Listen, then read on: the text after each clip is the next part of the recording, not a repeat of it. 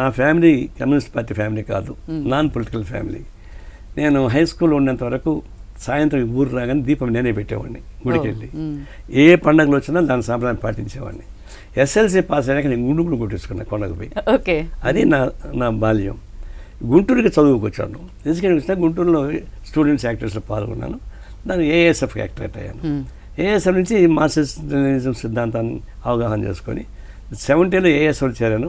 71లో party membership తీసుకున్నా.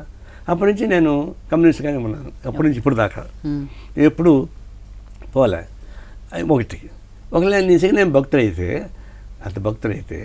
ఇప్పుడు మా అమ్మాయి తమిళ బ్రాహ్మణ్ని అయ్యంగారిని లవ్ చేసింది. వాళ్ళు పెళ్లి చేసుకోవాలనుకున్నారు.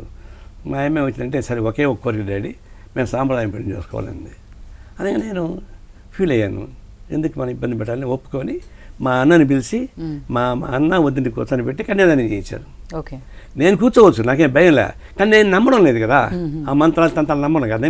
నమ్మకుండా ఊరికే కపటనాటకాలు ఆడితే నన్ను నేను ద్రోహం చేసుకున్నట్టు లెక్క. అందులో చేశాను. నేను చేయనా. మా అబ్బాయికి పొలిటికల్ పెండ్లి వాడికి చేసాము. అది ఒకటి. మా ఇంట్లో అలాంటివి లేవు. సరే పూజలు చేసుకుంటే మా ఇంట్లో పూజ గదే ఉండదు. మా అమ్మ కానీ మా ఆవిడ కానీ అందరూ కూడా వాళ్ళకి యాంటీ గ్యాడ్ కాదు, కానీ ఇంట్లో పూజలు చేసుకోవాలి అవి చేసుకోవాలనేటువంటి అప్పుడు ఉండేది కాదు. ఒకటి. ఇప్పుడు నేను తిరుపతి వాసులు, అక్కడ మా ఫ్రెండ్స్ ఫ్యామిలీ ఫ్రెండ్స్ అంతా వస్తారు.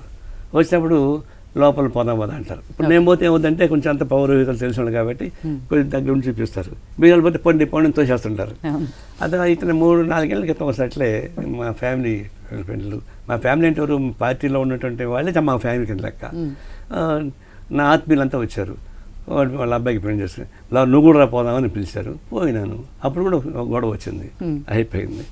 మొన్న కేరళ నుంచి మా పార్టీ నాయకుడు ప్రకాష్ బాబు అని అతను ఫోన్ చేశాడు. మా ఆవిడేమో దేవుడిని చూడాలంటుందా, ఏం చేయమంటా ఉన్నాడు. తీసుకుని రావా అన్న. వచ్చాడు. అయితే ఆమెను ఒకటే పంపడం కుదరదు కదా, భార్యాభర్తను పంపాలా, మీరు కూడా రాకూడదా అన్నాడు. అది చెప్పా. ఈయనేమో భార్యకి డివోటీనా, ఈయన నేను అకంపెనీ చేస్తున్నాను అని పోయి వచ్చాను. నాకు ఒక పర్పస్ ఉంది లోపల. ఈ లడ్డు విషయం పైన నేను మొట్టమొదటి నుంచి I got a serious relation. అందులో నేను లోపలికి పోయి వచ్చాను. సరే లోపల పోయినా కూడా నేనే అక్కడ కూర్చొని పూజ చూస్తుంటాను, జరుగుతూ ఉంటుంది. మొదలు పోయాను కానీ పూజలు చేసి వాళ్ళు చేసుకుంటారు, శాలలో కప్పేసుకుంటుంటారు. నేను మాత్రం దాని జోలికి పోను. ఆడు వాళ్ళతో పాటు నిల్చొని వాళ్ళతో పాటు వస్తుంటా. ఆడి వెళ్ళాక దేవుడు అయిపో అని అట్లా చెప్పడం కుదరదు కదా. వాళ్ళు చెడగోపం పెట్టుకోవాలా, ఆరు తీసుకుని దండం పెట్టుకోవాలా. ఎందుకంటే వెంటనే వాళ్ళ మర్యాద పాటించాలి కదా. అంతేగాని నాకు అంతగా మించిన భక్తుని కాదు. బయటకు వచ్చిన తర్వాత ఒక అడ్వాంటేజ్ తీసుకోదలుచుకున్నాను. ఇది పొలిటికల్ అడ్వాంటేజ్. ఇప్పుడు బయట నుంచి లడ్డూల గురించి ఎంత మాట్లాడినా కూడా పెద్ద పట్టించుకోరు. నేను దర్శనం చేసి వస్తున్నా, అక్కడ వాళ్ళు టీవీ వాళ్ళు వచ్చారు. అప్పుడు నేను ఎక్స్ప్లెయిన్ చేశాను. దేవుడిని తీసుకొచ్చి ఎందుకు అడ్డం పెట్టి గొడవ పెడతారు, దేవుడిని తీసుకొచ్చి మానభంగం చేయబాకండి, మీరు రాజకీయాలు కొట్లాడుకోండి, లడ్డు వివాదం చేయడం ద్వారా దాన్ని తప్పు చేసి తీసుకుని యాక్షన్ తీసుకోండి. ఆ లడ్డులో అది ఉంది, పురుగులు ఉన్నాయని చెప్పడం ద్వారా ఏముందంటే కోట్లాది మంది భక్తులు మనోబలు దెబ్బతింటాయి. కోట్లాది మంది మనోబలు దెబ్బతిన్నప్పుడు ఇంకా దేవుడు ఇదేముంది, ఒక శానిటీ ఏముంది. నాకు నమ్మకం లేకపోయినా I respect the religious activity. నేను తెలంగాణలో ఎన్నికలు జరుగుతున్నప్పుడు చాలామంది వచ్చేవానంటే, అయ్యా నువ్వు తిరుగుతాడు కదా, అయ్యా దేవుడిని అడ్డం పెట్టుకుని కొండ లడ్డు చేస్తున్నారు, నువ్వు ఆపని చెప్పాయి దాన్ని, స్టాప్ ది డిస్కషన్స్ అని చెప్పిన ఒక మాట చెప్పాను. నేను గట్టిగా చెప్పారు.